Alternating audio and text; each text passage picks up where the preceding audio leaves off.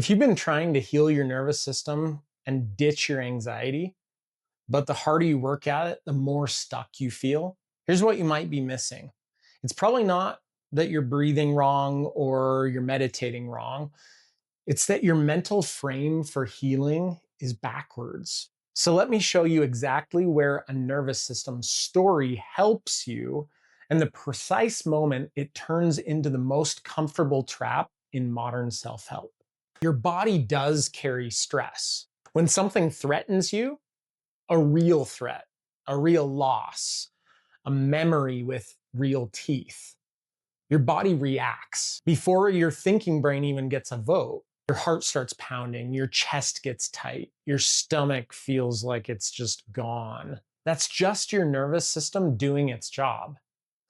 That's a door opening, and I'm not here to slam that shut, because it sits on a principle that this whole channel is built on. Every emotion is useful.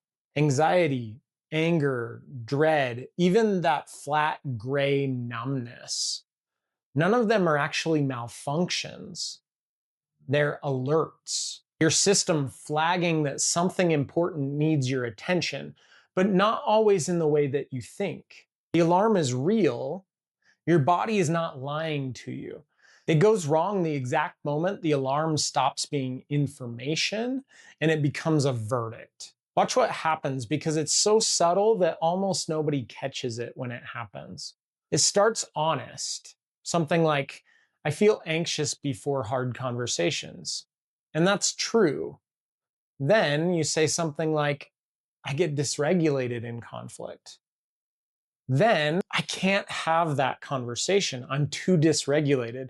And now a feeling has become a fact, and a fact has become a permission slip to avoid the very thing that you need the most and will help you the most. And that's the whole trap.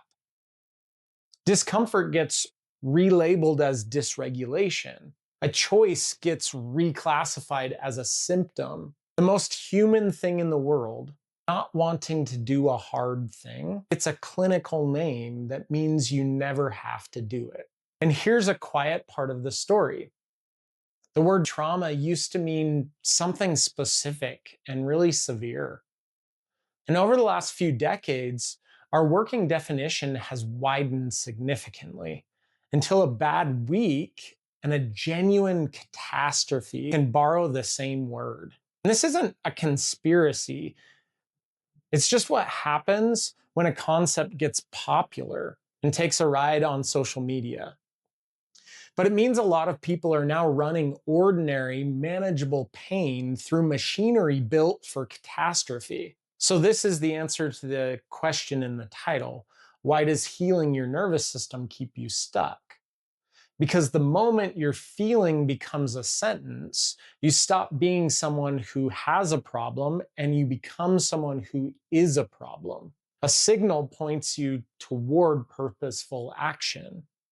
A sentence just tells you to sit down and take it until it passes. An alarm that never turns off isn't protecting you anymore. It's running you, which raises the obvious objection, but this is neuroscience. What about the vagal states? The I'm in shutdown. The science backs it, right? Well, about that. The science can't carry all of this. Most of the popular language, the ventral and dorsal vagal states, the automatic ladder you supposedly climb up and down, comes from one specific model called polyvagal theory. And this year, something happened that almost nobody in the wellness world is talking about. 39 scientists, experts in physiology and the evolution of these exact theories, many of them previously cited as supporting it, published a paper arguing that the core mechanism is untenable, that the tidy ladder of states isn't supported by actual evidence. And in fairness, the theory's founder, Stephen Porges, published a rebuttal in the same journal saying they're attacking a version he never even proposed. This fight is live and unfinished. I'm not telling you it's been debunked. I'm telling you something more useful than that. Even the critics agree shutdown and dissociation are real. Nobody denies that experience. What they're fighting about is the mechanism, the wiring story underneath. But one of the most respected emotional researchers alive, Lisa Feldman Barrett, has built a serious challenge to the idea that bodily states just dictate your emotions. In her research perspective, your brain is constantly constructing what you feel, using predictions and context and the concepts you've learned. Your racing heart isn't automatically fear. You and your brain decide what it means. Sit with that. Your body sounds the alarm, but the meaning was never fixed. And meaning is something you get a say in. And here's the loop that actually keeps you stuck. Researchers are testing a hypothesis right now.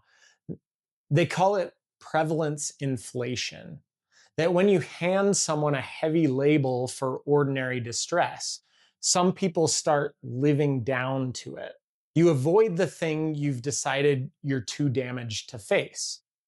The avoidance makes the fear bigger.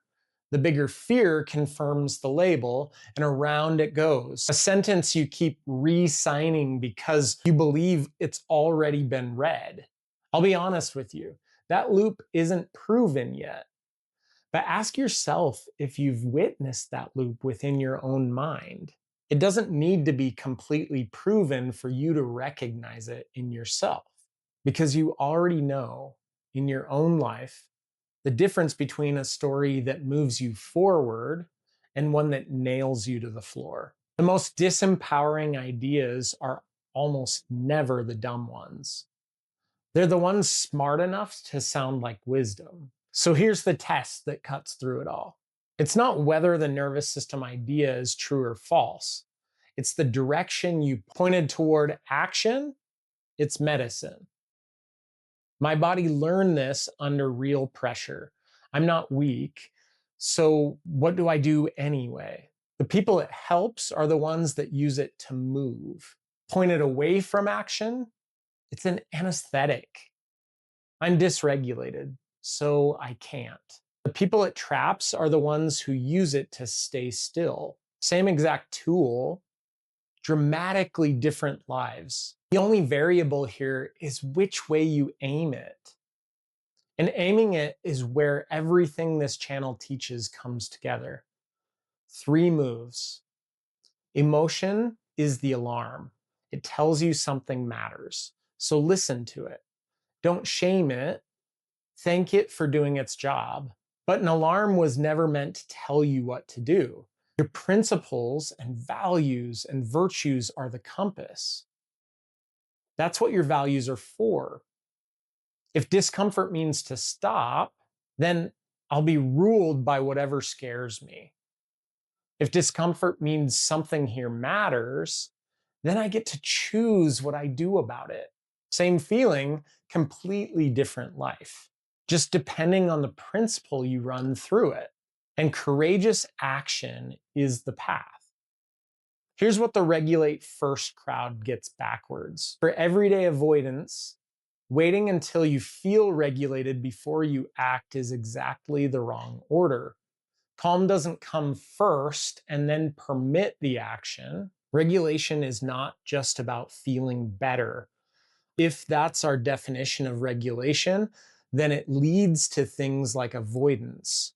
But regulation is what we do to enable ourselves to meet the discomfort of the situation. And as we breathe or relax or move our bodies, oftentimes we're put in a position where our brain can take the necessary action to actually process and resolve and meet the challenges in front of us. And that's why this old way of thinking about working on your nervous system can actually keep you stuck.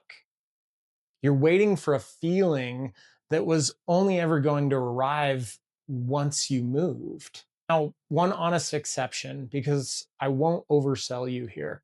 If you're in genuine distress, a real flashback, a real crisis. Yes, sometimes you downregulate first, just to get to a place where you can actually choose, or you can come back to the situation and act with purpose. That's not weakness, that's wisdom. This isn't an argument against ever soothing yourself.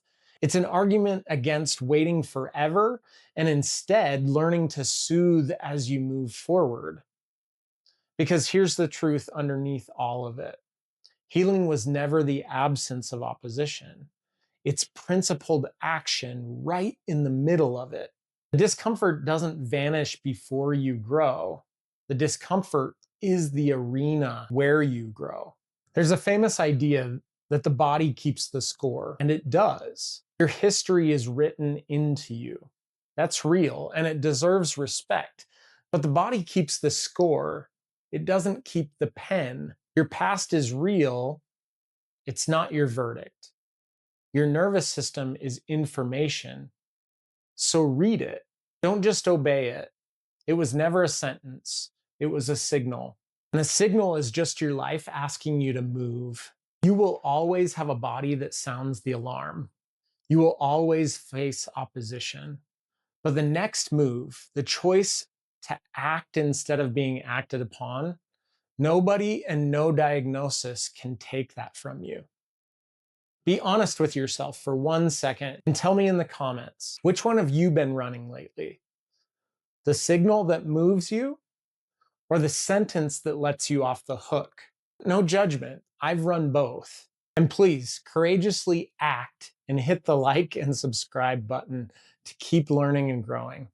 Principles are the compass, and courage is the step. I'll see you in the next one.